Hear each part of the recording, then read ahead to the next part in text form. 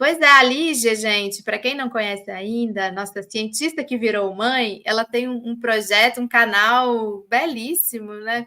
Chama Cientista que Virou Mãe. Você pode contar um pouquinho também para nós, Lígia? Tem toda uma história de uma mulher revolucionada pela maternidade, né? Tem toda uma história da maternidade e hoje é um grande apoio para muitas e muitas e muitas mulheres através do seu trabalho, ali a partir de Santa Catarina, né, Lígia? Mas de Santa Catarina para o mundo, né? Porque você está nas redes. E também tem uma atenção para a questão da violência política, de gênero, e a gente está exatamente nesse momento falando de mulheres e eleições. Hoje eu vi, inclusive, meninas, Yara e Lígia, que saiu o número de candidatas mulheres que se inscreveram nessa eleição. Olha só, do total de 456 mil candidaturas registradas, 456.310, 155 mil são de mulheres e 303 mil são homens. Ainda muito diferente, né? O número de candidatas. E lembrar outro dado: 2020, as últimas eleições municipais, apenas 12% de todos os prefeitos e prefeitas eleitos foram mulheres, né? Foram mulheres eleitas. E apenas 16% de todos os vereadores e vereadoras eram mulheres. E aí eu queria deixar para você essa primeira questão, Lígia. Como você está vendo essa eleição e o desafio de ser mulher também nessa eleição? Gente, primeiro, obrigada pelo convite novamente. É sempre um prazer estar aqui na Fórum. É um lugar de muito fortalecimento para a gente que está buscando informações qualificadas para tomar decisões, né? Especialmente para nós mulheres que estamos aí na política, seja na política partidária, seja na micropolítica ou nas políticas dentro dos nossos campos de ação, né?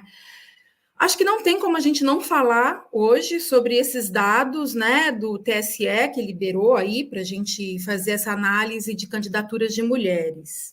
A Ana também estou com esses dados aqui.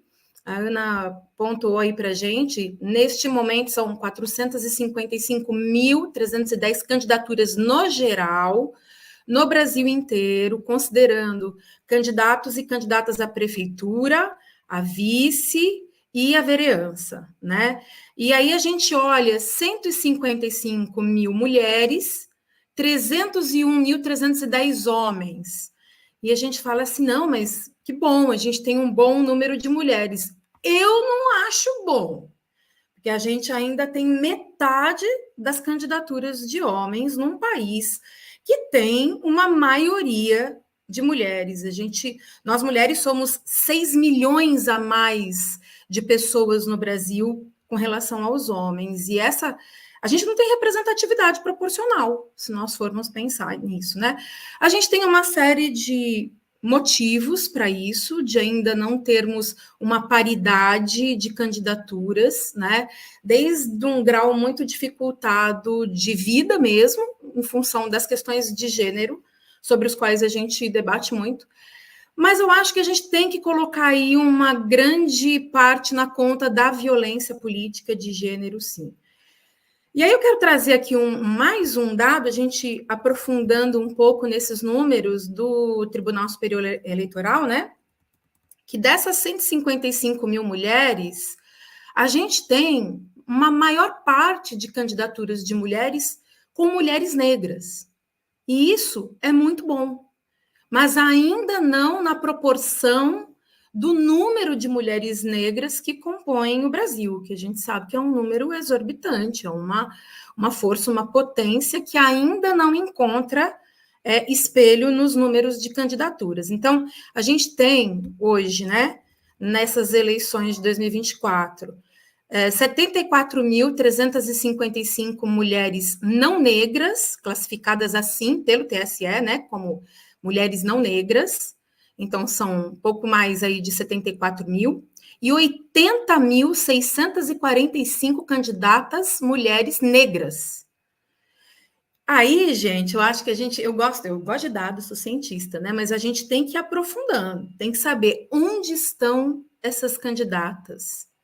para entender a constituição política, inclusive político-partidária aqui do Brasil.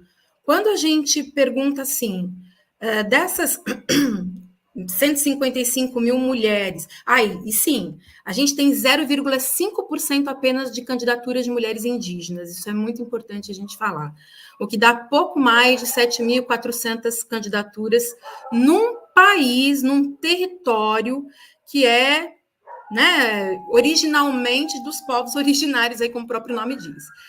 Bom, onde é que estão essas mulheres candidatas? Né? A gente tem, nos maiores percentuais das mulheres não negras, estão no Partido Novo, que é 58,06% dessas candidaturas.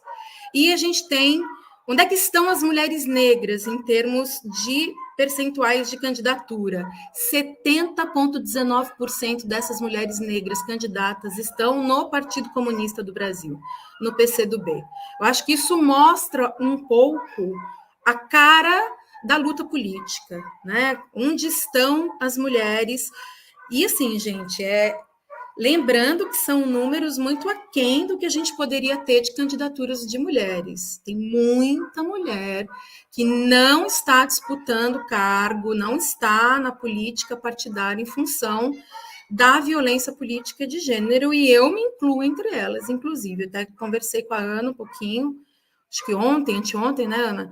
E falei sobre isso. Então, temos que aumentar esses números? Temos. E como aumentar esses números passa por como é que a gente vai dar condições, primeiro, dignas de vida para essas mulheres, e como é que a gente vai combater essa violência política que impede que boas profissionais, boas candidatas estejam nos representando. E quando eu falo nos representando, não é apenas a nós mulheres, mas a todo o Brasil, né? Então, acho que fica explícito que a luta contra a violência política de gênero precisa ser uma luta de todo mundo. Não é uma luta de mulher. Porque a gente está perdendo pessoas que poderiam fazer diferença para o povo brasileiro, lutando por direitos, porque essas mulheres não estão se colocando à disposição do processo eleitoral. Eu queria trazer um tema que eu acho que ilustra esse desafio das mulheres na política. Inclusive, na dita maior democracia do mundo, a Kamala Harris, que é aí candidata democrata, está no meio da convenção democrata, e está pegando muito, Lígia, esse assunto do vice do Trump, né? Olha só que loucura. Ele desqualifica a Kamala pela Kamala não ser mãe. E é engraçado porque a gente vê direto desqualificando mulheres, dizendo que elas não são capazes de ocupar cargos públicos por serem mães. Ou seja, nunca tá bom, né? Qualquer desculpa que quiserem para poder atacar a participação feminina nos espaços de poder, eles usam. Usa liberalismo, usa o tal do que agora está na moda, identitarismo, até os nossos úteros entram na história, né? E aí eu queria que você analisasse esse exemplo dos Estados Unidos, ele também está aqui. A gente tem aí uma pegada, né, Lígia, dela recatada do lar, as pessoas criam estereótipos para designar quem são as mulheres de esquerda, até os nossos pelos o povo problematiza. Aí eu queria que você comentasse isso, porque não é algo restrito ao Brasil, né? E a gente teve uma presidenta que foi golpeada, e muita gente analisa por ser até uma questão misógina aí. Como é que você vê isso, Lígia? Eu vejo isso exatamente nesse mesmo sentido que você mencionou, viu, Yara? Qualquer coisa vai ser utilizada para nos desqualificar enquanto profissionais e enquanto candidatas. Qualquer coisa. Se você é mãe, é justamente a maternidade que vai te desqualificar ou diminuir a tua potência de entrega, digamos assim, né? Se você não é mãe, também vai ser utilizado isso contra você.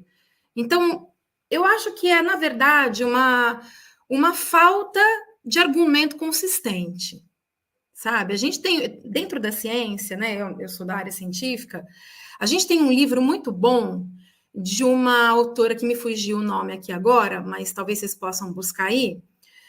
Tem um palavrão no título do livro, então eu só vou falar o início. O livro se chama Inferior é o... Entendeu? E aí, essa cientista fez um levantamento de todos os pseudo-argumentos utilizados contra as mulheres, desde os argumentos com base biológica até com base social enviesada, e mostrou com evidências científicas, que são as evidências que nos interessam, são dados que nos interessam, especialmente em época de fake news. Todo mundo aí cria uma notícia fictícia, influencia a opinião das pessoas, especialmente das pessoas que têm menos acesso a uma maior variedade de fonte de informação, né? Ela foi lá e trouxe evidências desbancando todos esses pseudo-argumentos que são colocados em pauta para tirar as mulheres dos espaços de poder em todas as áreas. Ela faz essa análise mais específica com relação ao campo científico. Mas é isso, assim, Kamala está sendo atacada porque não é mãe. Eu deixei de ser candidata neste pleito agora porque eu sou mãe. E porque a violência política de gênero nos ataca não apenas diretamente, como também por meio dos nossos filhos e filhas. A gente lembra do caso da Manuela Dávila, quando a Laura foi ameaçada, e isso mexe demais com a gente, porque são vulneráveis, né, num país que, pelo menos em teoria, constitucionalmente considera crianças e adolescentes como prioridade absoluta, mas que acabam sendo a porta de entrada para a violência política de gênero quando a gente é mãe. Mas quando a gente não é mãe também, isso também vai ser usado contra a gente. Vai ser usado mais pela... É interessante, sabe, gente? Porque, assim, não é que a direita nos ataca, a esquerda, que ainda não faz o debate da inclusão das mulheres como deveria fazer, também nos ataca. Então, a direita tende a nos atacar quando não somos mães, né? Porque a direita tem ali uma vertente ideológica que vê a mulher em função de um suposto destino social e biológico, que é a maternidade. Nos enxergam através do porte de um útero, né? Não interessa a tua decisão sobre o teu caminho de vida. Você tem um útero, você pode ser mãe. Você não é mãe por quê? Que absurdo. Né, está se recusando a este papel divino. E a esquerda, especialmente os companheiros homens aí, nos atacam quando somos mães, e são ataques, inclusive, muitas vezes sutis. Eu sempre falo desse exemplo, assim, horários de reunião de partido. Vamos fazer reunião de partido às 18h30. Gente, por que 18h30? Porque 18h30 é a hora que a classe trabalhadora já encerrou, em geral, as suas funções e está podendo se reunir. Eu não sou da classe trabalhadora. Como assim eu não sou da classe trabalhadora? 18h30, uma mãe de criança, uma mãe de adolescente está pegando filho na escola, está no engarrafamento, está no transporte coletivo, engarrafado, super sobrecarregado, pensando o que vai dar para comer. Eu não vou chegar numa reunião às 18h30. E aí, quando a gente levanta essa questão, vai para essa coisa... Não dá para a gente falar de identitarismo, como a Yara falou, né? Então, gente, é bomba de todo lado.